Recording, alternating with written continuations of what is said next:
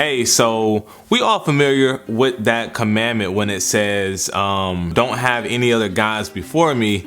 And a lot of times when we think of that, our mind instantly goes to, this form of like worship in the sense of like, hey, I worship this God or the sun God. Like we think of it stuff like that, but we don't realize that we can actually become idols in other people's lives, not even knowing it, right?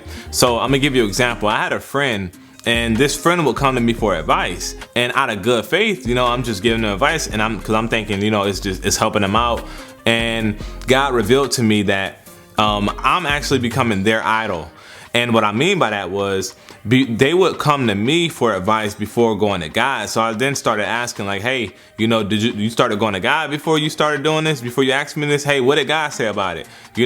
And then like kind of redirecting them back to going to God before they go to me or anybody else, because God wants to be the source of your revelation that you get. God wants to be the source of your knowledge and your understanding, and I know God can use other people, but God always wants to be the first result, and that actually can hinder that person rather than helping them, because now you're bounding them and now you're putting them in a place where God can't use them, And God don't want that. You know what I'm saying? Even, pastors could even be our idols sometimes. Like, I know y'all probably went to a church where it seems like the people at the church idolize the pastor as if the pastor is God, Look at American Idol, we hear that. Why is that word popularized so much? American Idol, right? So we got these celebrities and stuff, and people just like, man, if only I can meet them, their autograph. But it's like, bro,